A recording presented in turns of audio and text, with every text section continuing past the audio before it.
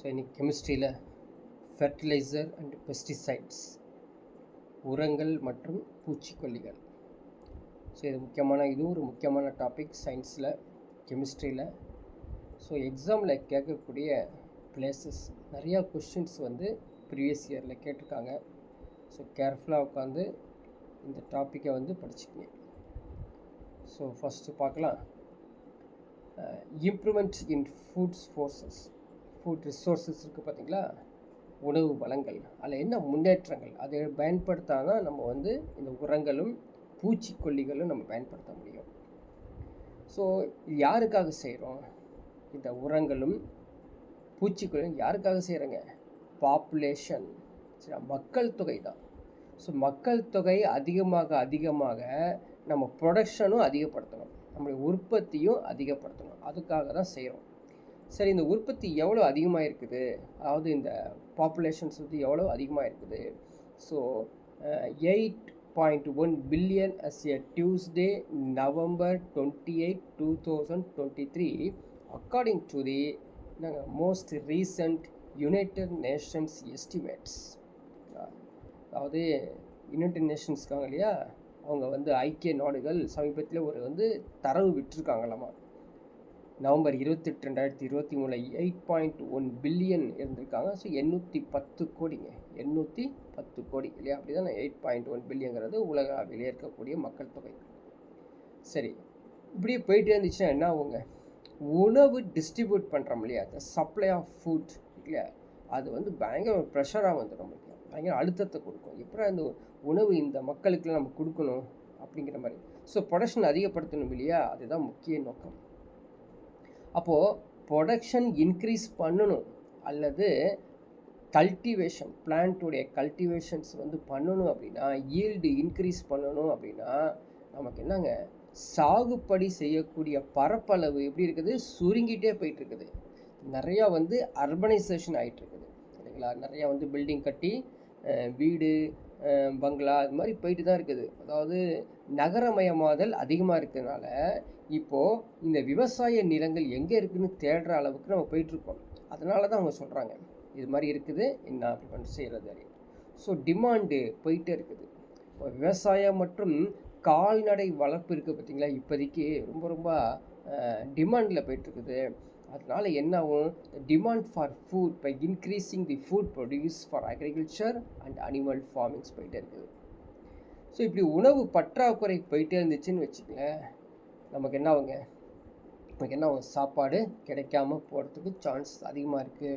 அப்போ நம்ம என்ன பண்ணணும் அப்படின்னு பார்த்தீங்கன்னா, ஹை ஈல்டு கொடுக்கணுங்க. ஸோ குறைந்த நிலப்பரப்பில் அதிகமான விளைச்சலை கொடுக்கறது தான் இப்போ இன்க்ரீஸிங் த ஈல்டு கிராப்ஸ் தான். இன்க்ரீஸிங் தி ஈல்டு கிராப்ஸ் இப்போ டெவலப் பண்ணி ஆகணும், சரிங்களா?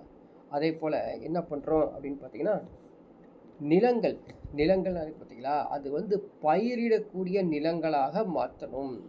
அதான் முக்கியமான நோக்கமாக இப்போ தேவைப்படுது. அதுக்கப்புறம் நிறையா ரிசோர்ஸை டெவலப் பண்ணணும். சாகுபடிக்கு நீர் ஆதாரங்கள், வாட்டர் ரிசோர்ஸ் இருக்குது பார்த்தீங்களா, அதெல்லாம் டெவலப் பண்ணிக்கணும். ஸோ அதெல்லாம் ஆப்டிமைஸ் பண்ணணும், மேம்படுத்தினா தான் நமக்கு இந்த ஈல்டு நம்ம கொடுக்க முடியும், சரிங்களா? அதே போல் improve the system of preservations and distribution of food materials. உணவுப் பொருட்களை பாதுகாக்கிறது. வேர் ஹவுஸ் சொல்கிறோம் இல்லையா, வேர் ஹவுஸு, அந்த வேர் ஹவுஸில் உணவு பாதுகாக்கணும். விநியோகம் செய்கிறது சிறந்த முறையில் விநியோகம் அப்படியே செஞ்சுட்டே இருந்தால் தான் நம்ம உணவு பற்றாக்குறையாக இருக்கும் அப்படின்னு சொல்கிறோம். அப்போது ஒரு கிராப்ஸ் எப்படி சிறந்த கிராப்ஸ், அது ஈல்டு கிடைக்கும், இந்த விளைச்சலில் பயிர்கள் விளைச்சல் நல்லா கிடைச்சி முன்னேற்றம் அடையும் அப்படின்னு பார்க்க போனோம்னா, ஸோ முக்கியமாக இந்த மக்கள் தொகைக்கு தேவையான உணவு உற்பத்தி அதிகப்படுத்திகிட்டே போகிறதுக்காக நம்ம சாதுரியமாக நிறைய உற்பத்திகள் செய்ய வேண்டிய ஒரு கட்டாய சூழ்நிலைக்கு போய்க்கிறோம். சரி, அப்படி இருக்கக்கூடிய அந்த பிளான்ட் நியூட்ரியன்ஸ் என்னன்னா அப்படிங்கிறத பார்க்க போகிறோம். தாவரத்தின் ஊட்டச்சத்துக்கள். அப்போது தாவரம் வளர்வதற்கு நிறைய ஊட்டச்சத்துக்கள் தேவை, சரிங்களா? அதாவது the food of plants is composed of certain chemical elements as known as plant nutrients. தாவரங்களின் உணவு தாவர ஊட்டச்சத்துக்கள். அந்த உணவு தேவை இருக்கு இல்லையா, அது வந்து இனப்பெருக்கத்திற்கு தேவையானதாக இருக்கும். தாவர வளர்ச்சிக்கும் இனப்பெருக்கத்திற்கும் தேவையான உணவு ஊட்டச்சத்தை கொடுத்தோம். அப்படி nearly 16 elements R essential for plant growth and reproduction. சரிங்களா, 16 தனிமங்கள் மிகவும் அவசியமானது அப்படின்னு சொல்கிறோம். அதில் வந்து தனிமங்கள் வந்து கொடுக்கப்பட்டுள்ளது முக்கியமான தனிமங்கள். So potassium, phosphorus, nitrogen, trace elements, magnesium, calcium. So இதெல்லாம் வந்து சாதாரணமாக வந்து organic matter, plant nutrients, soil nutrients, micro ஆர்கானிசம்ஸில் கிடைக்கிது. ஓகேங்களா. ஃபஸ்ட்டு இந்த பெரும ஊட்ட தனிமங்கள்னு சொல்கிறோம் இல்லையா, பெரும ஊட்ட தனிமங்கள் மேக்ரோ நியூட்ரியன்ஸ் அப்படிங்கிறது என்ன அப்படின்னு பார்க்கலாம். ஸோ படிச்சிருப்போம் லோயர் ஸ்டாண்டர்ட்ஸில். மேக்ரோ நியூட்ரியன்ஸ் அப்படிங்கிறது அதிக அளவில் தேவைப்படக்கூடியது, essential in large quantities as our body cannot produce by itself. So நம்மளால் வந்து உற்பத்தி செய்ய முடியாதுங்க, உடம்புக்குள்ளேயே அது உடம்பு உற்பத்தி செய்யாது. இருந்தாலும் நமக்கு அதிகமாக தேவைப்படும், நம்ம போய் எடுத்தே ஆகணும். ஓகேங்களா. ஸோ எக்ஸாம்பிளுக்கு இப்போ எடுத்துக்கலாம் calcium. Calcium one of the nutrients தான். அது அந்த நியூட்ரியன்ஸ் போய் எடுத்துக்கணும் நம்ம. வேறு புரோட்டீன், கார்போஹைட்ரேட்ஸ், விட்டமின்ஸ், மினரல்ஸ் சொல்லிக்கிட்டே போகலாம். சரி, இது மாதிரி பெரிய அளவில் அதிகமான குவான்டிட்டியில் கிடைக்கக்கூடிய இந்த மேக்ரோ நியூட்ரியன்ஸ் என்னென்ன பார்க்கலாம். Fats, proteins, carbohydrates, vitamins and minerals. கொழுப்புகள், புரதங்கள், கார்போஹைட்ரேட்டுகள், வைட்டமின்கள், தாதுக்கள். அதில் முக்கியமான மேக்ரோ நியூட்ரியன்ஸ் நம்ம பார்க்க போகிறோம். ஃபஸ்ட்டு பாருங்கள், முதல்ல இருக்கக்கூடிய இம்பார்ட்டன்ட் முக்கியமான நியூட்ரியன்ஸ், மேக்ரோ நியூட்ரியன்ஸ் வந்து நைட்ரஜன், பாஸ்பரஸ், பொட்டாசியம் அப்படின்னு சொல்கிறோம். அடுத்தது செகண்டரி நியூட்ரியன்ஸ், மேக்ரோ நியூட்ரியன்ஸ் தான் கால்சியம், அதுக்கப்புறம் வந்து மெக்னீஷியம், சல்ஃபர், கந்தகம். இதெல்லாம் வந்து முக்கியமானது. அதில் ஒவ்வொன்றும் நம்ம பார்க்கலாம். நைட்ரஜன் அப்படிங்கிறது என்ன?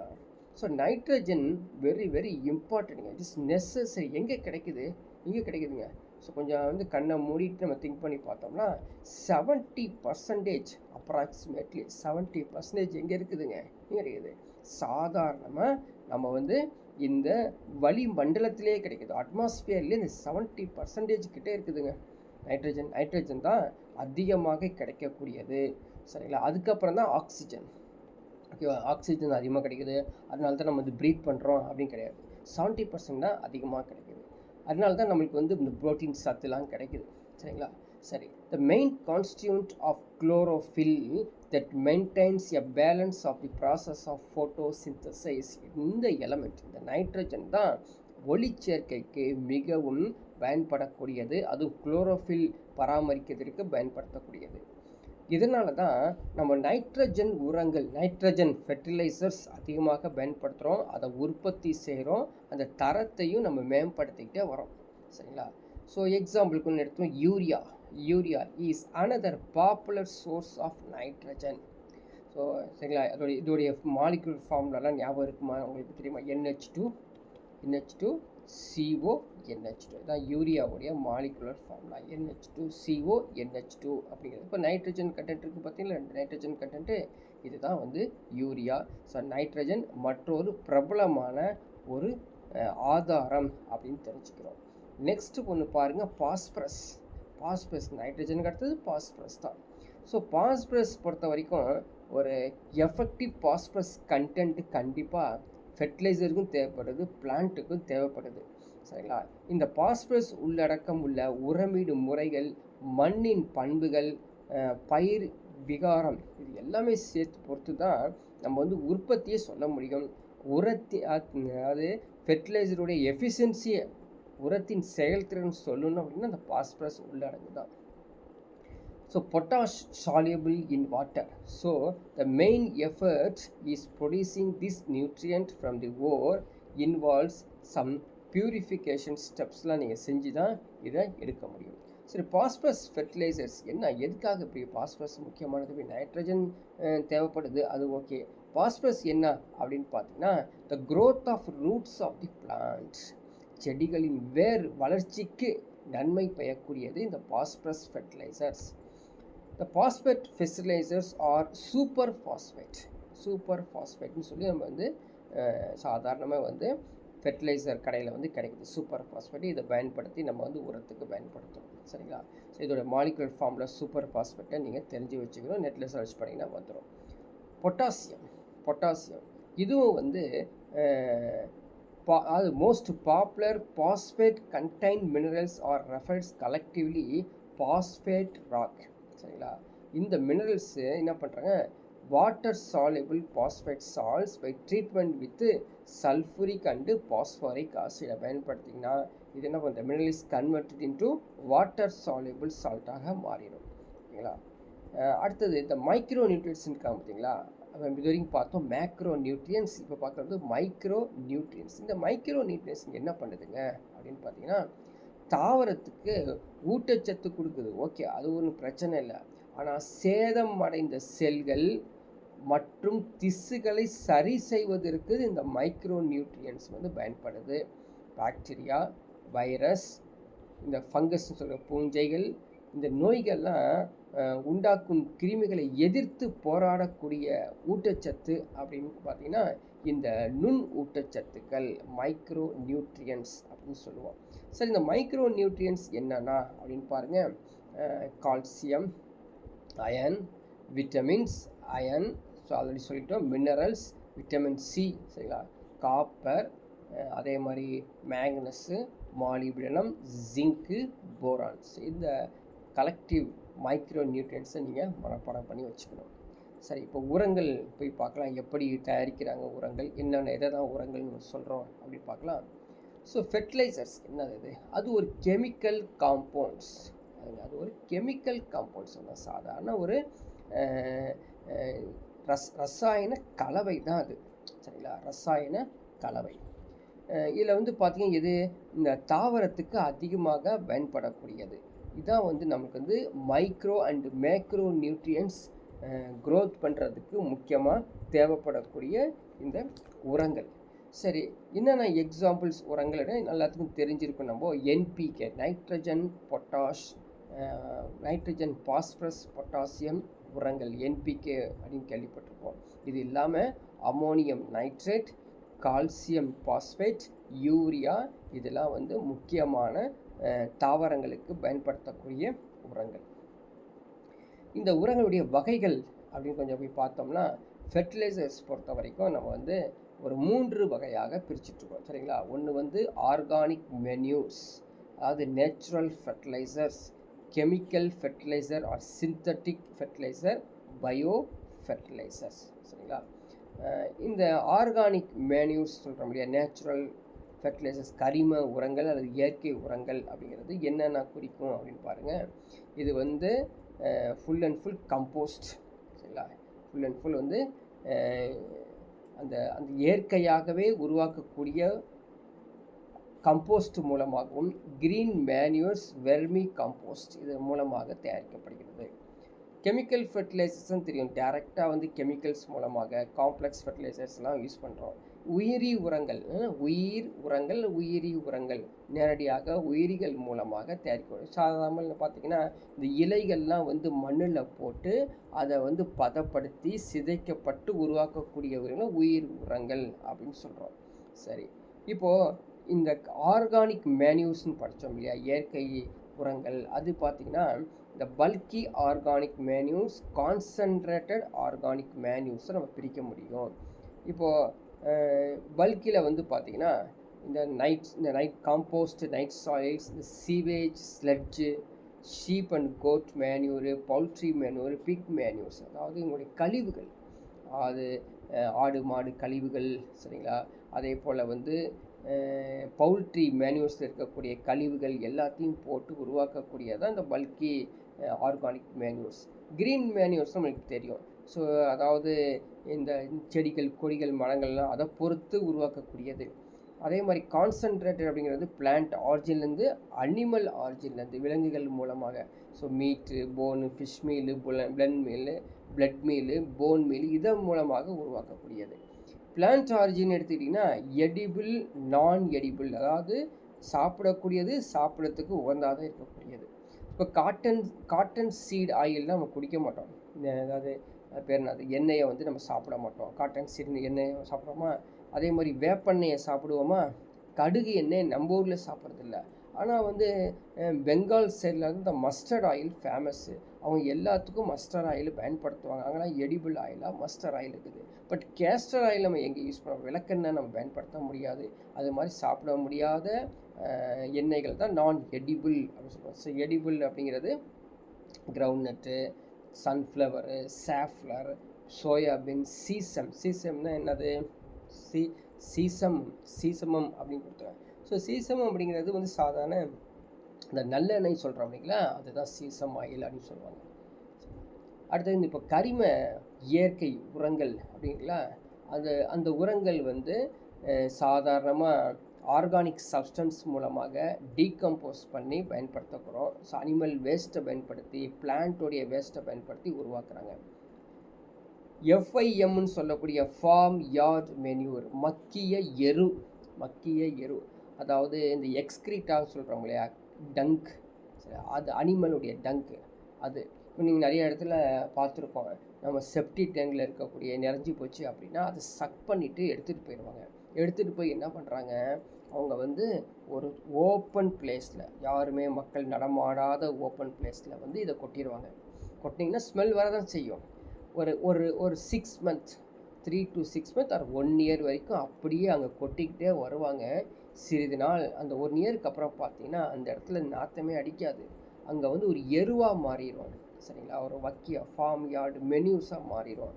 அந்த மென்யூர்ஸு சேர்த்து வச்சுட்டு ஒரு டன்னு எவ்வளோன்னு சொல்லி, ஒரு டன்னுக்குன்னு சொல்லி பயங்கரமாக சேல்ஸ் பண்ணுவாங்க. அதை சேல்ஸ் பண்ணி தான் அது இயற்கை உரமாக இந்த என்பிகேக்கு பதிலாக, செயற்கைக்கு பதிலாக பயன்படுத்தக்கூடிய இந்த ஃபார்ம் யார்டு மென்யூர்ஸ் இன்றைக்கி வந்து மாடு, குதிரை, ஆடு, செம்மறி ஆடு போன்ற பண்ணை விலங்குகள் கழிவுகள் மற்றும் சாணங்கள் மட்டும் இல்லாமல் மனிதர்கள் சாதங்களையும் பயன்படுத்திட்டு இருக்காங்க அப்படின்னு தெரிஞ்சுக்கலாம்.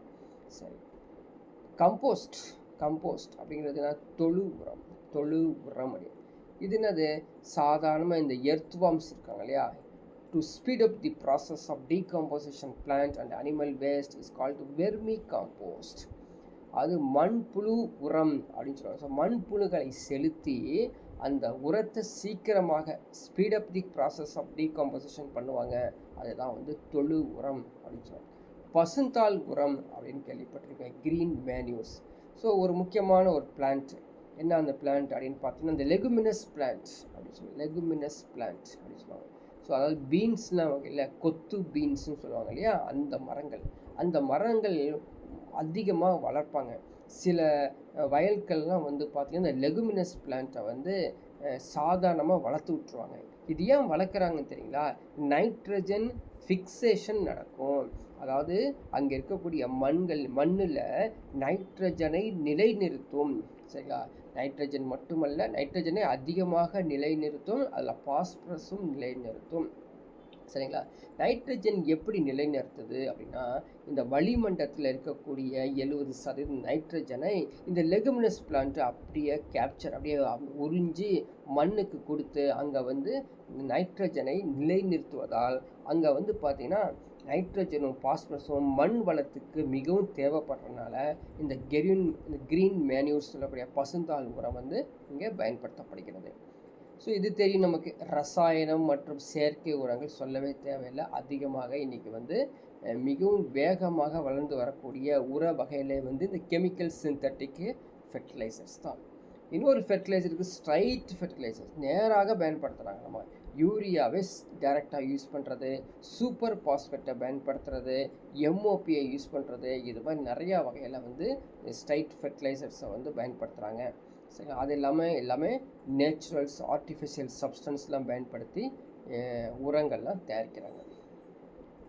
இப்போது 2 கம்பேரிஷன்ஸ், ஒரு சார்ட் வந்து கொடுத்துருக்காங்க பார்த்தீங்களா. செயற்கை உரங்களுக்கு இடையே இயற்கைக்கும் செயற்கைக்கும் உள்ள வித்தியாசத்தோட ஒரு வேறுபாடுகள் கொடுக்கப்பட்டுள்ளது. சரி, ஒரு மேன்யூர்ஸ்ன்னு சொல்கிறோம் இல்லைங்களா, அந்த மேன்யூர்ஸ் எடுத்து பார்க்கலாம். மேன்யூர்ஸ் ஃபெர்டிலைசர்ஸ், மேன்யூர்ஸ்ங்கிறது தான் இயற்கை உரங்கள், ஃபெர்டிலைசர்ஸ் அப்படிங்கிறது செயற்கை உரங்கள். இது ஆக்சுவலி நேச்சுரல் சப்ஸ்டன்ஸ், இயற்கையான உரங்கள். விலங்கு கழிவுகள், மனித கழிவுகள், தாவர கழிவுகள் சிதைவடைந்து, சரிங்களா, டீகம்போசிஷன் நடந்து அதுலேருந்து உருவாக்கப்படுவது தான் அந்த மேன்யூர்ஸ்ன்னு சொல்லக்கூடியது. ஸோ ஃபெர்டிலைசர் அப்படி இல்லை, டைரெக்டாக சல்ஃபர், பாஸ்பரஸ், சரிங்களா, நைட்ரஜனை டைரெக்டாகவே யூஸ் பண்ணி வேதி கூட்டு பொருளாக கெமிக்கல் காம்பவுண்ட் அதை கன்வெர்ட் பண்ணி டைரெக்டாக பயன்படுத்தக்கூடியது. சரி, இந்த இயற்கை உரங்கள் தான் நம்ம என்ன சொல்கிறோம், ஆர்கானிக் சப்ஸ்டன்ஸ் அப்படின்னு சொல்லுவோம், கரிம பொருட்கள்னு சொல்கிறோம். இதே செயற்கை உரங்களை வந்து இன்ஆர்கானிக் காம்பவுண்ட்ஸ், கனிம பொருட்கள் அப்படின்னு சொல்கிறோம், சரிங்களா. அதே மாதிரி இந்த manures can be prepared in fields, வயல்களிலே நம்ம வந்து ஈஸியாக இந்த இயற்கை உரங்களை தயாரிக்க முடியும், சரிங்களா. பட் நேராக போனோம்னா ஃபேக்ட்ரிஸ் போகணும், ஃபேக்ட்ரிஸில் போய் தான் இந்த செயற்கை உரங்கள் தயாரிக்க முடியும்.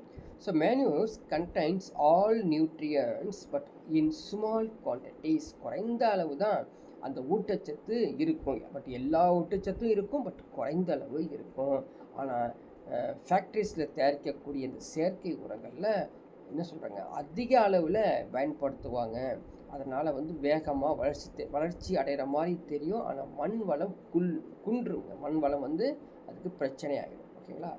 சரி, இந்த மேன்யூர்ஸ் இல்லையா, இதை வந்து அதிக அளவு மட்கினை சேர்த்து மண்ணின் தன்மையை நம்ம மேம்படுத்தலாம், சரிங்களா. ஜென்ரலாகவே மேன்யூர்ஸ் இயற்கை உரங்களை வந்து மண்ணில் போட நமக்கு என்ன ஆகுங்க, அது மண்ணுடைய வளம் இன்னும் பெருசாக நல்லதாங்க போயிட்டுருக்கோம், சரிங்களா.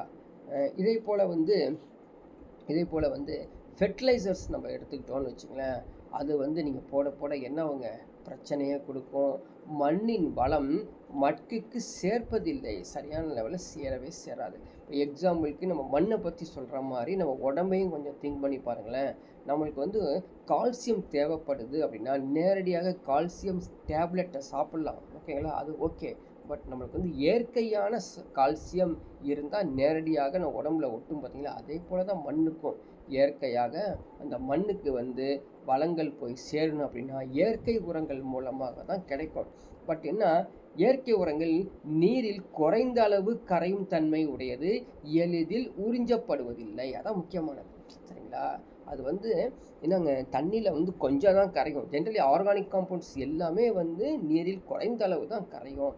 இன்ஆர்கானிக் காம்பவுண்ட்ஸுக்கு பார்த்தீங்களா, இந்த செயற்கை உரங்கள் நீரில் சிறப்பாக கரையும், அதே மாதிரி எளிதில் உறிஞ்சப்படும் தன்மையை கொண்டுள்ளது. இயற்கை உரங்கள் குறைந்த அளவு நீரில் கரைகிறது, அதை ஆல்ரெடி பார்த்தோம். அதனால் என்ன ஆகும், மழையெல்லாம் பெஞ்சிச்சின்னு வச்சுங்களேன், சீக்கிரமாக மேலேயே அது மண்ணின் மேலேயே இந்த இயற்கை உரங்கள் இருப்பதால் அப்படியே அடிச்சிட்டு போயிடும். ஆனால் செயற்கை உரங்கள் அப்படி இல்லை, அப்படியே மண்ணோடு மண்ணாக கலந்து மீண்டும் மீண்டும் பயன்படுத்த முடியுது. அதனால தான் மகசூல் இயற்கை உரங்களில் கிடைக்கும், ஆனால் மண் வளம் குன்றும் அப்படிங்கிறது தெரிஞ்சுக்கணும். ஸோ செயற்கை வளங்கள் அப்படி கிடைக்கும், இயற்கை வளங்கள் அப்படி இல்லை, மெதுவாக நடந்தாலும் சிறப்பாக நடக்கிறத பார்க்குறோம். ஸோ அடுத்த ஒன்று பார்த்தீங்கன்னா காம்பவுண்ட் அண்ட் காம்ப்ளெக்ஸ் ஃபெர்டிலைசர்ஸ் அப்படின்னு சொல்லி, கலவை மற்றும் சிக்கலான உரங்கள்.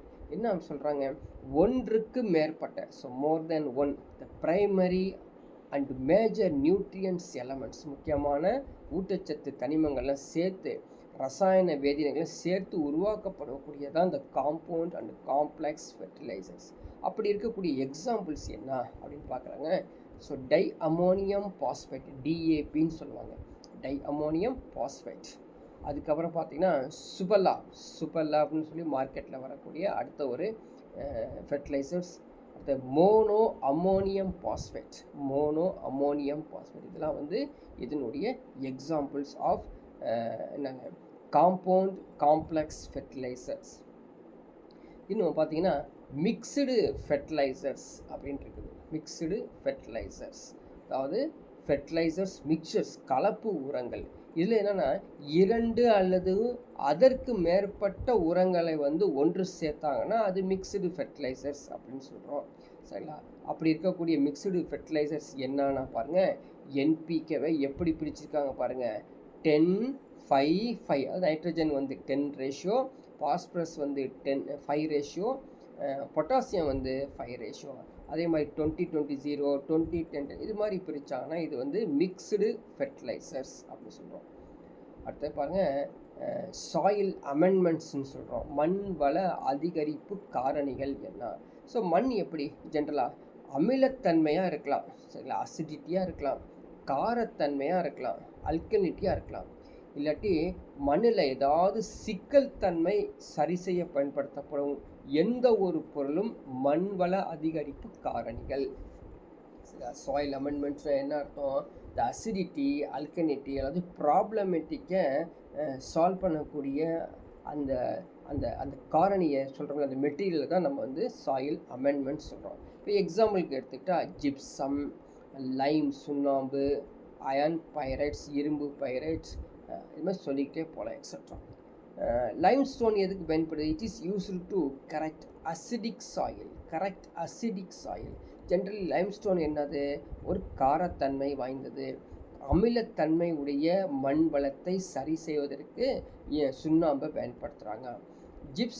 Gypsum to correct alkaline soil. சரி, அப்படிங்களா? ஜிப்சம் அப்படி பேசிக்கலி அசிடிட்டி, ஆசிட் சம்மந்தப்பட்டது. ஸோ காரத்தன்மை உள்ள அந்த மண்ணை வந்து சரி செய்வதற்கு ஜிப்சத்தை பயன்படுத்துகிறாங்க.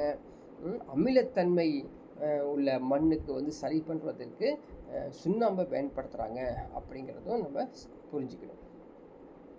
அடுத்த பாருங்க, மைக்ரோ நியூட்ரியன்ட் ஃபெர்டிலைசர்ஸ், நுண்ணூட்ட உரங்கள்லாம் எவை? ஸோ குறைந்த அளவு பயன்படுத்துகிறோம், அவ்வளோதானே. ஸோ மேக்ரோனா அதிக அளவு பயன்படுத்துகிறோம், மைக்ரோனா குறைந்த அளவு பயன்படுத்தக்கூடிய அது எதுங்க அப்படின்னு பார்த்தீங்கன்னா, the salt like zinc sulphate, Feroz sulphate, manganese sulphate. இதுமாதிரி நிறையா உரங்கள் காணப்படுது, உப்புகள் காணப்படுது. இந்த உப்புகள் வந்து நுண்ணூட்ட உரங்கள் அப்படின்னு சொல்கிறோம். பயோ ஃபெர்டிலைசர்ஸ், உயிர் உரங்கள் அப்படிங்கிறது என்ன அப்படின்னு பார்த்தீங்கன்னா, இந்த பாக்டீரியா மூலமாக, ஃபங்கி மூலமாக, சயனோ பாக்டீரியா மூலமாக நம்ம தயாரிக்கப்படக்கூடிய இந்த ஃபெர்டிலைசர்ஸ் உயிர் உரங்கள் அப்படின்னு சொல்கிறோம். இதான் வந்து பயோ ஃபெர்டிலைசர்ஸ் அப்படின்னு சொல்கிறோம். பயோ ஃபெர்டிலைசர்ஸ் என்ன ஒரு முக்கியமானது அப்படின்னு பார்த்தீங்கன்னா, the biofertilizers are renewable and non-polluting source of plant nutrients. இப்போது ஒரு நைட்ரஜன், பாஸ்பரஸ், பொட்டாசியம் போட்டால் மாசு ஏற்படும் இல்லையா? அதே போல் வந்து பாஸ்பேட், சல்ஃபேட்டு, டிஏபி, டையோமோனியம் பாஸ்பேட் இதெல்லாம் போட்டால் மாசு ஏற்படும். ஆனால் பயோ ஃபெர்டிலைசர்ஸில் வந்து என்ன பண்ணலாங்க, மீண்டும் அதை வந்து புதுப்பிக்கலாம். அதே மாதிரி மாசுபடுத்தாத ஒரு ஆதாரமாக இருக்கக்கூடியது. இது மட்டுமா, இம்ப்ரூவ் தி சாயில் கண்டிஷன், மண்ணின் நிலையையும் மேம்படுத்திக்கிட்டே போகக்கூடாது. அந்த பயோ ஃபெர்டிலைசர்ஸ் இப்போ ரீசெண்டாக நிறைய யூஸ் பண்ணுறாங்களாமா. அது என்னங்க அது bio fertiliser? So Rhizobium, cyanobacteria such as Anabaena, Nostoc are common bio fertilizers. என்னப்பா அது மீனிங்? ரைசோபியம், சயனோபாக்டீரியா யூஸ் பண்ணக்கூடிய அனபேனாங்கிறது it's a commercial name of bio fertilizers. நீங்கள் கடையில் போனீங்கன்னா ஃபெர்டிலைசர் கடையில் அனபேனான்னு சொல்லி ஒரு வச்சுருப்பாங்க, நோ ஸ்டாக் அப்படின்னு வச்சுருப்பாங்க. அது என்னன்னு கேட்டால் அது பயோ ஃபெர்டிலைசர்ஸுங்க அப்படின்னு சொல்லுவாங்க. சரி, இந்த பயோ ஃபெர்டிலைசருடைய வகைகள் கொஞ்சம் போய் பார்த்தோம்னா, முக்கியமாக இப்போ பார்த்துட்டு வந்தோம். ஸோ ரைசோபியம் இது என்னங்க அப்படின்னு பார்த்தீங்கன்னா, it's a soil bacterium that colonizes roots of leguminous plants to form a root nodules. அதாவது இது ஒரு மண் பாக்டீரியா. ரைசோபியம் அப்படிங்கிறது ஒரு மண் பாக்டீரியா. இது பருப்பு தாவரங்கள் சொன்ன இல்லையா, பீன்ஸ் வகை தாவரங்கள் சொன்ன இல்லையா, அந்த வேர் முடிச்சுகளை உருவாக்குகிறது இந்த rhizobium bacteria. The bacteria fix atmospheric nitrogen and converted them into ammonia. நமக்கு என்ன தேவை? யூரியா தேவை. யூரியாவை நேரடியாக நம்ம கடையில் வாங்கி ஊற்றுவோம், கொஞ்சம் சேர்க்குறோம் மண்ணில். ஆனால் இந்த ரைசோபியம் என்ன பண்ணுது அப்படின்னு பார்த்தீங்கன்னா, அட்மாஸ்பியரில் இருக்கக்கூடிய நைட்ரஜனை பிடிச்சி இழுத்து மண்ணில் நிலைநிறுத்தி தென் கன்வெர்டட் தம் இன்டு அம்மோனியாவாக மாற்றுறதுனால so Rhizobium one of the best bio fertilizer. அடுத்தது பாருங்கள், அசோஸ்பைரிலம். ஸோ ஆசோஸ்பெரிலம்ங்கிற ஒரு பாக்டீரியா. இந்த பாக்டீரியாவும் இந்த ரைசோபியம் மாதிரியே வேலை செய்யுதுங்க. So use atmospheric nitrogen and transport these nutrients to the crop plants. அப்படியே அப்படியே வந்து அந்த டிரான்ஸ்போர்ட் பண்ணி அந்த பயிருக்கே நேரடியாக இந்த நைட்ரஜன் ஊட்டச்சத்தை கொடுத்துருது இந்த அசோஸ்பெரிலியம். ஸோ அசோஸ்பெரிலியம் இது அதிகமாக யாருக்கு பயன்படுத்துகிறாங்க? மக்காச்சோளம், பார்லி, ஓட்ஸு, சோளப்பயிர்கள், சோர்கம் கிராப்ஸ் இதெல்லாம் பயன்படுத்துகிறாங்கம்மா. இப்படி பயன்படுத்துறதுனால ரிசல்ட்டு கிடைக்குது. என்ன கிடைக்குது? தானிய வகைகள் சீரியல்ஸில் வந்து 5 to 20% உற்பத்தி திறன் அதிகமாகுது. மில்லட்ஸ் திணை வகைகளுக்கு 30%, ஃபோடர்னா என்ன அர்த்தம் அப்படின்னு பார்த்தீங்கன்னா தீவனங்களுக்கு 50% உற்பத்தி திறன் அதிகமாக இருக்கிறது அப்படிங்கிறது நம்ம தெரிஞ்சுக்கணும்.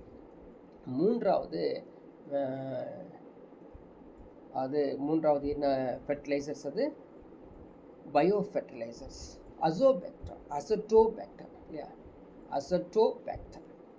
அசட்டோபேக்டர் அப்படிங்கிற ஒரு பாக்டீரியா, அதுவும் ஒரு பாக்டீரியா தான். இது என்ன பண்ணுது அப்படின்னா இன்க்ரீஸ் ஈல்டு, மகசூலை அதிகப்படுத்துது, விளைச்சலை அதிகப்படுத்துது. யாருடையது? வீட், ரைஸ், மெய்ஸ், சொர்க்கம், சோளம், மக்காச்சோளம், அரிசி, கோதுமை இதனுடைய மகசூல் விளைச்சலை அதிகப்படுத்தக்கூடியது இந்த அசட்டோபாக்டீரியா. இவனும் என்ன பண்ணுறான்? அசட்டோபாக்டர் நைட்ரஜன் ஃபிக்சேஷன் தான் பண்ணுறான், நைட்ரஜனை நிலைநிறுத்துகிறான். These organisms are capable of producing antifungal and antibacterial compounds. So நைட்ரஜனை நிலைநிறுத்துவது மட்டும் இல்லைங்க, பாக்டீரியாவையும் பூஞ்சான்களையும் பூஞ்சை காலங்களையும் எதிர்த்து போராடக்கூடிய திறன் வல்லமை கொண்டது தான் இந்த அசட்டோபாக்டர் அப்படிங்கிறத தெரிஞ்சு வச்சுக்கோங்க. அடுத்தது மைக்கோரைசா. ஸோ ஒவ்வொன்றையும் நீங்கள் தெரிஞ்சு வச்சுக்கணும். எஸ்எஸ்சி, ஆர்ஆர்பி எக்ஸாம்ஸ்லாம் கேட்கக்கூடிய இந்த கொஸ்டின்ஸ். மைக்கோரைசியா தீஸ் ஃபங்கி, இது ஒரு ஃபங்கிங்க, பூஞ்சைகள். ஒவ்வொன்றும் வந்து பாக்டீரியா பார்த்துட்டு வந்தோம் இல்லையா, இது வந்து funky. Fungi have symbiotic association with the roots of vascular plants. So பூஞ்சைகள் வாஸ்குலர் தாவரங்களின் வேர்களுடன் கூட்டுறவை கொண்டுள்ளன இந்த மைக்கோரைசியா. இவங்க என்ன செய்கிறாங்க? இன்க்ரீஸ் தி அப்டேக் ஆஃப் பாஸ்பரஸை உறிஞ்சுதாமா. ஸோ மைக்கோரைசியா ஒவ்வொரு ஆக்டிவேஷன் பண்ணது பாருங்கள். இந்த மைக்கோரைசியா வந்து பாஸ்பரஸை உறிஞ்சுது. எதுக்குன்னா சிட்ரஸ் பிளான்ட்டு, பப்பையா இதுக்கெல்லாம் வந்து இது பயன்படுத்துகிறாங்க. அடுத்த ஒரு பயோ ஃபெர்டிலைசர்ஸ் அப்படின்னு ஒரு லிஸ்ட்டு எடுத்துக்கிட்டோன்னா azolla is free floating aquatic fan found in water surface having a cyanobacterial symbiotic association with anabena. சரிங்களா? ஸோ அசோலா ஒரு நீர் பெரணிங்க, நீரில் இருக்கக்கூடியது, நீரின் மேலேயே மிதந்துட்டுருக்கும். நீலப்பச்சை சயனோபாக்டீரியா, நீலப்பச்சை அது. இவங்க என்ன பண்ணுறாங்க? அனபெனாவோட சேர்ந்து சயனோபாக்டீரியா கூட்டுயிர் வாழ்க்கையை நடத்துகிறாங்களாமா. சரி, இவங்க வந்து என்ன பண்ணுறாங்க? மிதந்துகிட்டே இருக்காங்களா, அதனால் என்னாச்சு? ஒளிச்சேர்க்கை நடந்துக்கிட்டே இருக்கும். ஸோ வந்து ஃபோட்டோசிந்தசிஸ் நடக்கும். அப்போ ஃபோட்டோசிந்தசிஸ் நடக்கும்போது ஃபிக்ஸ் அட்மாஸ்பரிக் நைட்ரஜனை நிலை நிறுத்தி செஞ்சுக்கிட்டே இருக்கும். இது வந்து பார்த்திங்கன்னா இதுக்கு பேர் பாருங்கள், மிதக்கும் நைட்ரஜன் தொழிற்சாலை. பாருங்க, அசோலாவுக்கு இன்னொரு பேர் என்னது? மிதக்கும் நைட்ரஜன் தொழிற்சாலை எனவும் அழைக்கப்படுகிறது. ஸோ அதை படித்து வச்சுக்க கேட்பாங்க. அடுத்து NBF, nitrogen fixing bio fertilisers. எல்லாமே நைட்ரஜன் ஃபிக்ஸிங் பயோ ஃபெர்டிலைசர்ஸ் தான். இது ஒரு ஸ்பெஷலாக 78%, நான் சொல்லலாம் 70%க்கு மேலே இருக்கக்கூடிய நைட்ரஜன் தானே, அதில் 0.3% carbon dioxides through photosynthesis even when carbon dioxides content is airless. But most of the plants cannot fix atmospheric nitrogen through its abundant. அப்படின்னா அதாவது 78% நைட்ரஜனையும் 0.03 சரிங்களா சதவீத கார்பன் டை ஆக்சைடு காற்றில் இருக்குது பார்த்தீங்களா, அதை ஒளிச்சேர்க்கை மூலமாக எடுத்து நம்மளை வந்து நைட்ரஜனை அதிக அளவில் நிலை நிறுத்தி பிளான்ட்டு வளருவதற்கு பயன்படுத்தக்கூடியதான் NFB, நைட்ரஜன் சரிங்களா, nitrogen fixation bio fertiliser. So இதில் இருக்கக்கூடிய bacteria plays very significant role in improving soil fertility by fixing atmospheric nitrogen both in association with plants roots and also without it. So ரெண்டு வேலையும் செய்கிறாங்க. இது மாதிரி இருக்கக்கூடிய லிஸ்ட்டை தான் ஏற்கனவே படிச்சுட்டு வந்தோம். ஸோ ரைசோபியம், அசட்டோபாக்டீரியா, அசோஸ்பெரிலம் அப்படின்னா என்ன அர்த்தம்? இவங்கெல்லாம் வந்து என்பிஎஃப் அப்படின்னு அர்த்தம். ஃபுல்லாக ஃபெர்டிலைசர்ஸ் பார்த்தோம். இப்போ அதனுடைய அட்வான்டேஜஸ், நன்மைகள் என்ன அப்படின்னு பார்த்தீங்கன்னா, ஸோ ஃபெர்டிலைசர் பொறுத்த வரைக்கும் நம்ம ஈஸியாக ட்ரான்ஸ்போர்ட் பண்ண முடியும், ஸ்டோர் பண்ண முடியும், சப்ளை பண்ண முடியும். அதான் முக்கியமானது. இதுதான் இந்த ஃபெர்டிலைசரோட யூசஸ். சரி, இந்த ஊட்டச்சத்து வழங்குவதற்கும் ஊட்டச்சத்தை வந்து சிறப்பாக உரம் மூலமாக தேர்ந்தெடுப்பதற்கும் பயன்படக்கூடியது ஃபெர்டிலைசர்ஸ். ஃபெர்டிலைசர்ஸில் water soluble very very useful. கண்டிப்பாக தண்ணியில் கரையணும். Easily dissolve in the soil, மண்ணுலேயும் வந்து கரையணும், நீரிலையும் கரையணும். அப்படி கரைஞ்சாதான் அதை வந்து அந்த கரைஞ்ச அந்த மண்ணுக்குள்ளே இருக்கக்கூடிய ஃபெர்டிலைசரை அந்த பிளான்ட் எடுத்துக்கும், இல்லாட்டி எடுத்துக்காது. அப்போ தான் வந்து பயிர்கள் விரைவான ஒரு தாக்கத்தை ஏற்படுத்தும். இந்த ரேப்பிட் எஃபெக்ட் ஆன் கிராப்ஸ் கூட நடக்கும். இப்போ நம்மளுடைய மகசூல், அது விளைச்சல் அதிகப்படுத்தணும் அப்படின்னா வச்சுக்கலேன், அதிகப்படுத்தப்படுத்த the provide enough food to feed the large populations. இப்படி நம்ம வந்து இதுக்குன்னு தனியாக டிபார்ட்மெண்ட் இருக்குல்ல, ஃபெர்டிலைசர்ஸ் டிபார்ட்மெண்ட் இருக்காங்க. அவங்க நிறையா வந்து R&D ரிசர்ச் அண்ட் டெவலப்மெண்ட் பண்ணிட்டுருக்காங்க. நிறைய சீட்ஸ் டெவலப் பண்ணுறாங்க. நிறையா அது குறைந்த காலத்தில் குறைந்த மண் வளம் குன்றியாக இருந்தாலும் சிறப்பாக மகசூல் எடுப்பதற்கு நிறையா வந்து அது ரிசர்ச்சு அக்ரிகல்ச்சரல் டிபார்ட்மெண்ட் வந்து செஞ்சுட்டு தான் இருக்காங்க. அதுக்கு தனியாக யூனிவர்சிட்டி, அக்ரிகல்ச்சர் யூனிவர்சிட்டிஸ் இருக்குது, அதெல்லாம் அவங்க செஞ்சுட்டே இருக்காங்க. ஸோ நம்ம அந்த ஃபீல்டில் இல்லாதனால நம்மளுக்கு தெரியல. கிராமத்தில் இருக்கக்கூடிய விவசாயிகிட்ட போய் கேட்டு பார்த்தோம்னா டெய்லி யாராவது ஒருத்தர் வாரத்து 2 நாள் 3 நாள் ஒருத்தர் கவர்மெண்ட் சைட்லேருந்து வந்து ஒரு ரெப்ரசன்டேட்டிவ்ஸ் எல்லா டீட்டெயில்ஸும் இதை சொல்லுவாங்க. சரிங்களா? ஸோ டிஸ்அட்வான்டேஜஸ் ஆஃப் ஃபெர்டிலைசர்ஸ், அந்த தீமைகள் என்னென்ன இருக்கும் அப்படின்னா, ஜென்ரலி நம்ம போய் மார்க்கெட்டில் வந்து ஃபெர்டிலைசர்ஸ் இன்றைக்கி வாங்குறோன்னா இன்றைக்கி காஸ்ட்லி இல்லைங்களா? ஸோ விலை உயர்ந்து இருப்பதை பார்க்குறோம். அது இல்லாமல் டாக்ஸிக்ங்க, அதாவது தோல் மற்றும் சுவாச அமைப்புக்கு நச்சுத்தன்மை கொடுக்கக்கூடியது இந்த ஃபெர்டிலைசர்ஸ். அதில் எந்த சந்தேகம் இல்லை. அதே மாதிரி இதே அதிகமாக பயன்படுத்திட்டிங்கன்னா the damage the plants, reduce soil fertility, இதுவும் நடக்கும். சரிங்களா? ஸோ அதிகமாக நம்ம ஃபெர்டிலைசர்ஸ் பயன்படுத்திட்டோம் அப்படின்னா பிளான்ட் வந்து ஜென்ரல் ஃபெர்டிலைசர்ஸ்னால் ஜென்ரலாக கெமிக்கல் ஃபெர்டிலைசர்ஸ்னு வச்சுக்கலாம். பயோ ஃபெர்டிலைசர்ஸ் பிரச்சனை இல்லை, அதில் நம்ம டேரெக்டாக யூஸ் பண்ணிக்கலாம், மேன்யூஸ் யூஸ் பண்ணிக்கலாம், எந்த பிரச்சனையும் இல்லை. டேரெக்டாக கெமிக்கல் ஃபெர்டிலைசர்ஸ் பயன்படுத்தும் போது பிளான்ட்ஸ் டேமேஜ் ஆகுது மட்டும் இல்லாமல் அது ஒரு வளமான மண்ணு கூட குன்றிடுது அப்படின்னு பார்க்குறோம். அதே மாதிரி leaching occurs and fertilizer reach the rivers causing eutrophication அடைந்ததும். ஈட்ரோஃபிகேஷனா கசிவு ஏற்படுகிறது மற்றும் உரங்களை ஆறுகள் அடைந்து ஈட்ரோஃபிகேஷன் நடந்துடும். சரிங்களா? இது தொடர்ந்து லாங் டேர்மில் நடக்க என்னாகும், சாயிலுடைய pH very very importance. So ஒரு பிளான்ட்டை நம்ம வந்து மகசூல் பண்ணணும் அப்படின்னா உடனே என்ன பண்ணுவாங்க, மண்ணை எடுத்துகிட்டு மண்ணோட வளம் செக் பண்ணுவாங்க, பிஹெச் கண்டிப்பாக செக் பண்ணுவாங்க. பிஹெச் எப்படின்னா ஆல்கலைன், ஆசிட் பேஸ் இருக்குதா அப்படின்னு செக் பண்ணுவோம். இந்த மண் வந்து அமிலத்தன்மையா காரத்தன்மையான்னு சொல்லி முதல்ல தெரிஞ்சுட்டு வந்ததுக்கப்புறம் நம்ம பயிரை வளர்க்கணும். ஓகேங்களா? ஸோ இது வரைக்கும் நம்ம வந்து ஃபெர்டிலைசர்ஸ் ஃபுல்லாகவே பார்த்தோம்.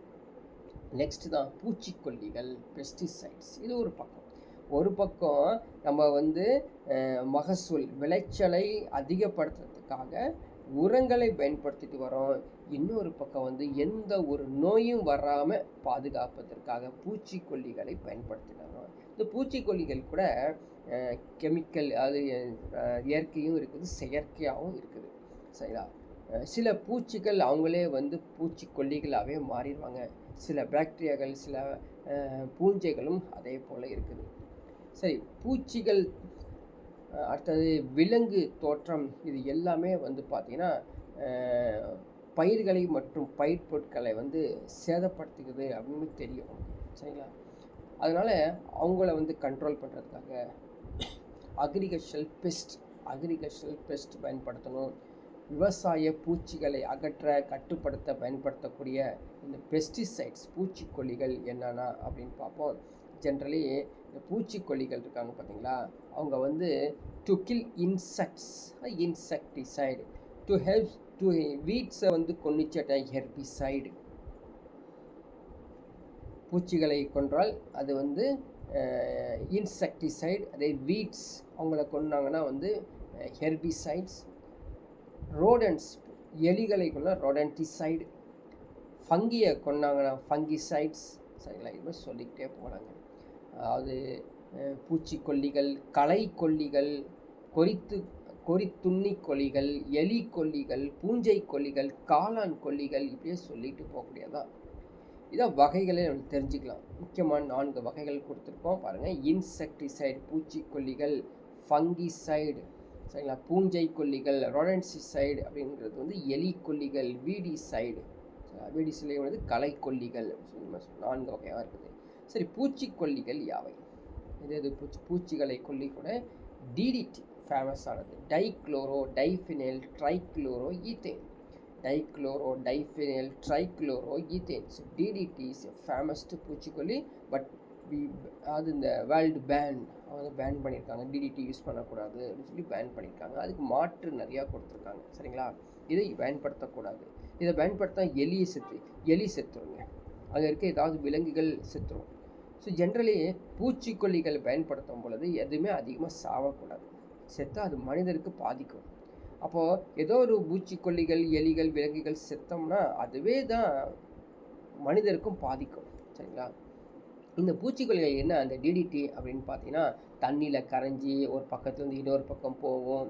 அதனால் அது சாப்பிடக்கூடிய ஆடு, மாடு, எலி எதுவாக இருந்தாலும் இறந்து விடக்கூடிய நிலைமை இருக்கிறதுனால அதை வந்து இன்னைக்கு அதிகமாக பயன்படுத்துறதில்ல. சரிங்களா, ஃபங்கிசைட்ஸ் பூஞ்சை கொல்லிகள். இது வந்து பார்த்திங்கன்னா இந்த பூஞ்சைகளை கொல்வதற்காக போர்டாக்ஸ் மிக்சர் என்னதுங்க, கால்சியம் சல்ஃபேட், கால்சியம் ஹைட்ராக்சைடு ரெண்டையும் மிக்ஸ் பண்ணுறாங்க. இன்னொரு பூச்சிக்கொல்லி ஃபங்கிசைட்ஸ் பார்த்திங்கன்னா காப்பர் ஆக்சி குளோரைடு. இந்த ரெண்டையும் படித்து வச்சுக்கோ, புக்கில் உள்ளது. இன்னும் அதிகமாக எக்ஸாம்ஸில் வேறு ஏதாவது புக்கில் இருந்தால் கேட்பாங்க. ரொடன்டிசைடு எலி கொல்லிகள் அப்படிங்கிறது எது? Zinc phosphate, arsenic, thallium phosphate, அதே மாதிரி ஒயிட் பாஸ்பரஸ். நீங்கள் இதுக்கு வேர் ஹவுஸ் போயிருந்தீங்கன்னா யாரும் போக முடியாது அவ்வளோ செய்யாது. எதுக்கு என்ன வேலை இருக்குது வேர் ஹவுஸ்க்கு போகிறது என்ன அர்த்தம்? இந்த கோதுமை, அரிசி, சர்க்கரைகள் சேர்க்க முடியாது. கோதுமை, அரிசி இதெல்லாம் வந்து சேமிப்பு கிடங்குன்னு சொல்லி ஒவ்வொரு டிஸ்ட்ரிக்ட்லேயும் ஒவ்வொரு பிளேஸ்லேயும் கண்டிப்பாக வந்து கவர்மெண்ட் வந்து ஒரு பெரிய லெவலில் கட்டி வச்சுருப்பாங்க. ஸோ நம்ம ஈரோடு எடுத்துக்கிட்டோம் அப்படின்னு பார்த்திங்கன்னா, இந்த இது இருக்கு இல்லையா, இந்த வவுசி பார்க்க பக்கத்துலேயே வந்து இந்த பவானி ரோட்டில் ஒரு வேர் ஹவுஸ் இருக்குது. பார்த்தீங்கன்னு தெரியும். இந்த வேர் ஹவுஸில் தான் அரிசி, இந்த நம்ம கவர்மெண்ட் அது மீன்ஸ் ரேஷன் கடைக்கு சப்ளை பண்ணக்கூடிய எல்லாமே அங்கே தான் ஸ்டோர் பண்ணி வச்சுருப்பாங்க. நீங்கள் உள்ளே போய் பார்த்தீங்கன்னா இந்த மூட்டை அடுக்கி வச்சுருக்காங்க, அட்டி போட்டு வச்சுருக்காங்க பார்த்தீங்களா, அந்த ஓரமாக ஒரு பாக்ஸ்லேயோ அல்லது ஓப்பன்லேயோ பச்சை கலரில் ஒரு மருந்து இருக்குங்க. பச்சை கலர் ஒரு கெட்டி மாதிரி சோப்பு மாதிரி வச்சுருப்பாங்க, அல்லது பவுட்ரு மாதிரி இருப்பாங்க. அதுதான் என்னதுங்க, எலிக்கொல்லிகள். சரிங்களா, எலிக்கொல்லிகள் பூச்சிக்கொல்லிகளாக அதை பயன்படுத்துவாங்க. அதை சாப்பிட்டு போய் எலி வராமல் தடுக்கலாம். வேறு எந்த பொருளும் வராமல், எந்த சிறிய விலங்குகள் வராமல் தடுக்கக்கூடியது. ஸோ இந்த எலிக்கொல்லிகள் பார்த்திங்கன்னா zinc phosphate, ஆர்சனிக்கு, thallium phosphate, white phosphorus இதெல்லாம் வந்து பயன்படுத்துகிறாங்க. அடுத்தது பாருங்கள், பயோபெஸ்டிசைடு உயிர் பூச்சி கொல்லிகள். சரிங்களா, ஸோ உயிர் பூச்சி கொல்லிகள் அப்படிங்கிறது வந்து பார்த்திங்கன்னா ஜென்ரலாகவே வந்து லிவிங் ஆர்கானிசம்ஸ். ஸோ உயிரினங்கள் மற்றும் அவை பெறப்பட்ட பாகங்களை பயன்படுத்தி அந்த பூச்சிகளுக்கு எதிராக பயிர்களை பாதுகாக்கும் உயிர் கட்டுப்பாட்டாக பயன்படுத்தக்கூடியது பயோபெஸ்டிசைடு, உயிர் பூச்சி கொல்லிகள். களைக்கொல்லின்னு இருக்குது. இது களைக்கொல்லி ஜென்ரலாகவே எங்கே பயன்படுத்துவாங்க அப்படின்னு பார்த்தீங்கன்னா வயலில் தான் அதிகமாக பயன்படுத்துவாங்க. தோட்டம் வயலில் தான். அதாவது நம்ம வந்து நெல்லை வந்து பயன்படுத்தியிருப்போம். நெல் வந்து பயன்படுத்தி ப்ரொடக்ஷனுக்காக வச்சுருப்போம். நெல் இருக்கும் பொழுதே பக்கத்தில் சில செடிகள்லாம் வளரும். அதே போல் ஒவ்வொன்றும் சரிங்களா, நெல் மட்டும் கோதுமை, மக்காச்சோளம் எதுவாக இருந்தாலும் சரி, பக்கத்தில் சின்ன சின்ன களைகள், அது சின்ன சின்ன செடிகள் இருக்கும், அதான் களைகள்னு சொல்லுவாங்க. அந்த களைன்னு என்ன அர்த்தம், இவங்க வளருவதற்கு தடுக்கக்கூடிய அதுதான் இந்த நெல் வளர்வதற்கு தடுக்கக்கூடிய அந்த சின்ன சின்ன செடிகள், தாவரங்கள், அதான் களை. அதை வந்து கொல்லணும், களை எடுக்கணும் அப்படின்னு சொல்லுவாங்க. சரிங்களா? அது பயன்படுத்தக்கூடிய அந்த கெமிக்கல் சப்ஸ்டன்ஸ் வந்து 2,4-D. 2,4-D 2,4-Dன்னு அர்த்தம் 2,4 டைக்ளோரோ ஃபீனாக்சி அசிட்டிக் அமிலம். Acetic acid 2,4 dichloro phenoxy acetic acid. அது இது one of the weedicides, one of the best weedicides. So நீங்கள் என்ன பண்ணணும் அப்படின்னு பார்த்தீங்கன்னா, புக் எடுத்து பாருங்கள். ஸோ இது மட்டும் தான் இருக்குன்னா ஓகே, ப்ளஸ் நம்மளுடைய text book, Tamil Nadu text book, old text book இருந்தால் கூட அதை பார்க்குறது நல்லது. அதுலேயும் எக்ஸ்ட்ரா ஒரு வீடிசைட்ஸ் இருந்தால் நோட் பண்ணிக்கலாம்.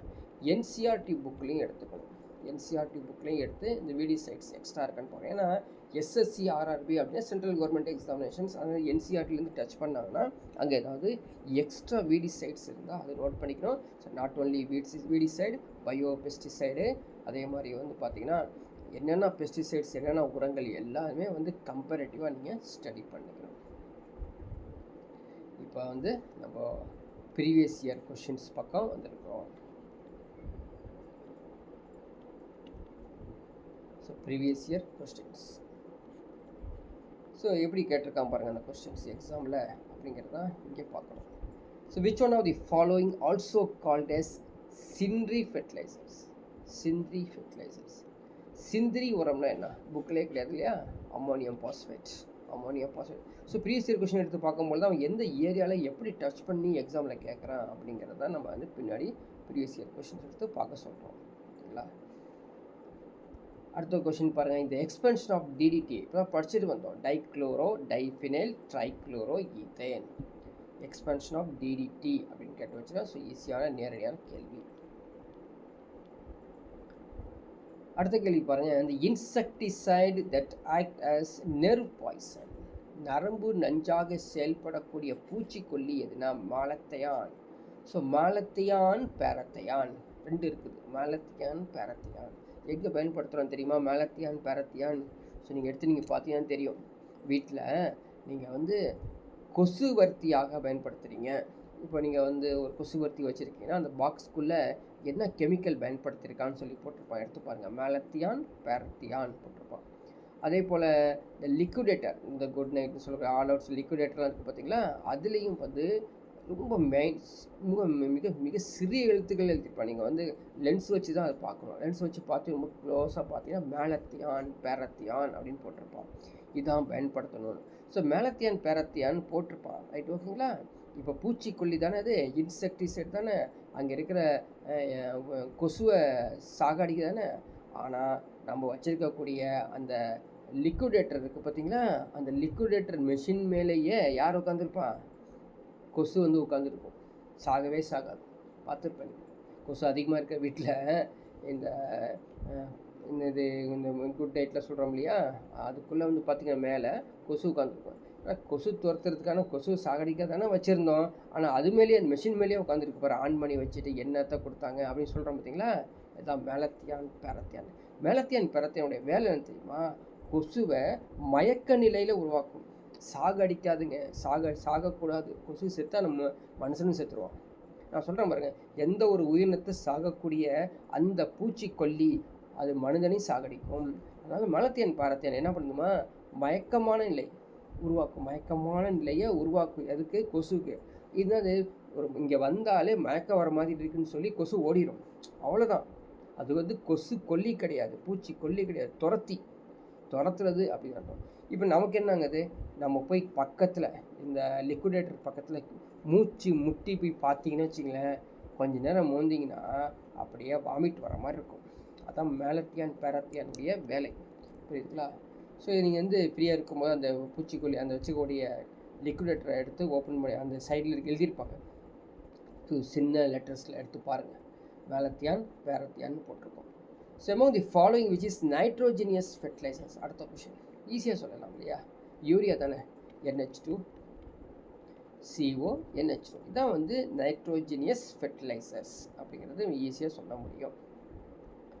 அடுத்த கேள்வி, கேட்டிருக்காங்க which among the following are about fertilizers கீழ்காணும் கூற்றுகளில் உரங்கள் குறித்து தவறான கூற்று ராங் தான் சொல்லியிருக்காங்க wrong fertilizer must be insoluble in water wrong கண்டிப்பாக உரங்கள் நீரில் கரையும் சரியா இப்போ படிச்சுட்டு வந்தோம் it should maintain a pH 10 to 13 இப்போ 10 to 13 தவறு சரியா தவறு கேட்டது தவறு தானே கேட்டது தவறு 10 to 13 என்னப்பா மீனிங் ஸோ பிஹெச்சோட ரேஞ்சு தெரியுமா 0 to 7 7 to 10 இது வந்து ஆசிடு இது வந்து பேஸ் இவன் கொடுத்துருக்கான் பாருங்கள் 10ஐ தாண்டி 10 11 12 13 அப்படி பிஹெச் இருக்குதா தவறு அது it should not be poisonous to plants இது சரி உரங்கள் தாவரங்களுக்கு நஞ்சாக இருப்பதில்லை நஞ்சாக இருத்தல் கூடாது இது சரி அப்போ ஆப்ஷன் எது தவறு தானே கேட்டிருக்காங்க so option B 1 and 2 is the right answer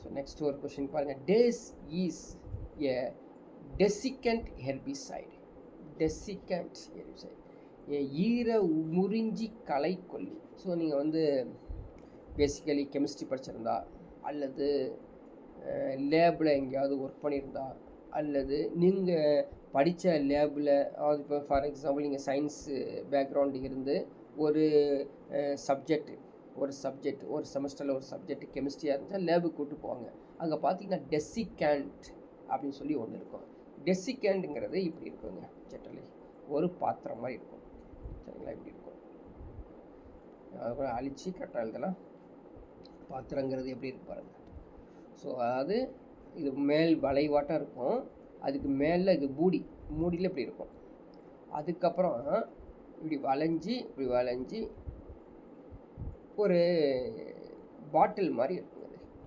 சரிங்களா மேலே வந்து மூடி போட்டிருப்பாங்க இது ஃபுல்லாக கண்ணாடி தான் கீழே வந்து பார்த்தீங்கன்னா ஒரு வளைவு இருக்கும் அந்த வளைவில் ஒரு ஓட்டையாக இருக்கும் இந்த கீழ்ப்பகுதியில் என்ன யூஸ் பண்ணுவாங்க அப்படின்னு பார்த்தீங்கன்னா கால்சியம் ஆக்சைடு சில பேர் யூஸ் பண்ணுவாங்க காப்பர் ஸ்டோன் யூஸ் பண்ணுவாங்க சரிங்களா ஸோ கால்சியம் ஆக்சைடு என்ன பண்ணுன்னு பார்த்தீங்கன்னா ஈரத்தை உறிஞ்சிருங்க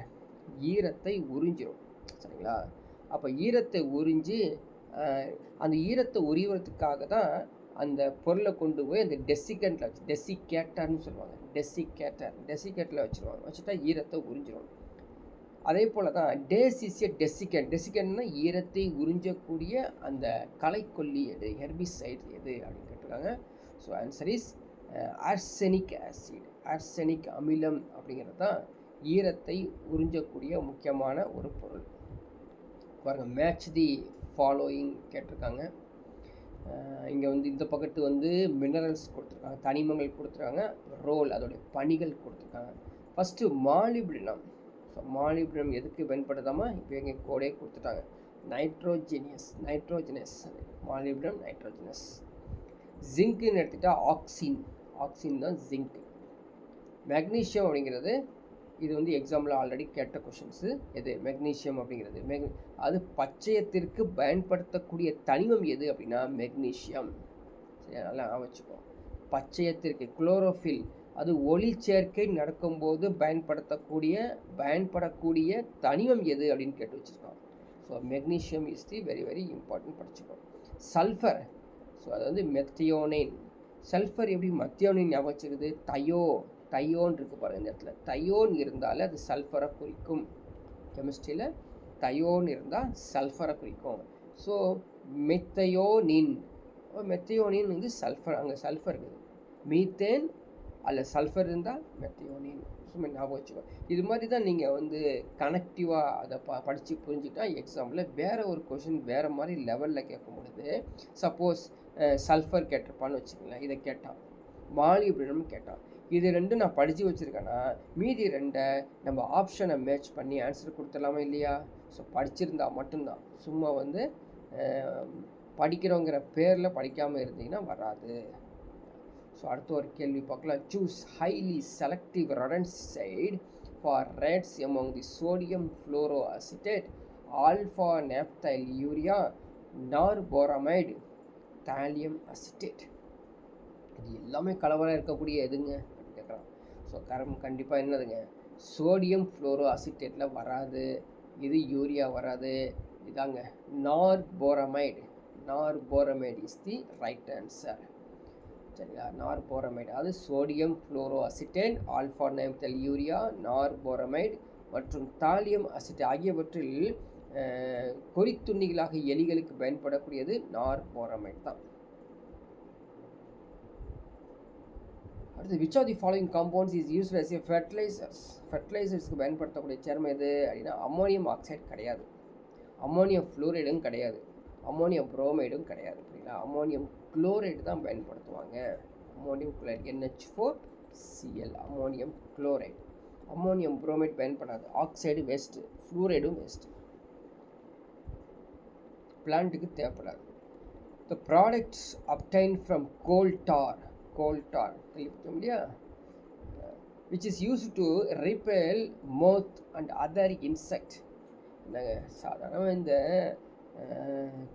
என்னது அந்து பூச்சின்னு சொல்லுவாங்க தெரியுமா, நாப்தால் குண்டு, அதான் நாப்தலின் தான். நாப்தலின் குண்டு இருக்கு இல்லையா, இதுதான் வந்து கோல்டார்லேருந்து தயாரிக்கக்கூடியது, கரித்தார்லேருந்து தயாரிக்கக்கூடியதான் இந்த நாப்தலின் குண்டு. இந்த நாப்தலின் குண்டு இந்த பூச்சிகளை எல்லாம் துரத்துறோம் அப்படின்னு கேள்விப்பட்டிருக்கோம். ஸோ இதோட வந்து டாபிக் வந்து முடியுது. ஸோ நீங்களும் இது ரிலேட்டடாக இந்த புக்கு இருக்கக்கூடியதை வந்து படிச்சுக்கங்க. ஸோ அடுத்த ஒரு கிளாஸில் அடுத்த ஒரு டாப்பிக்கில் மீட் பண்ணலாம்.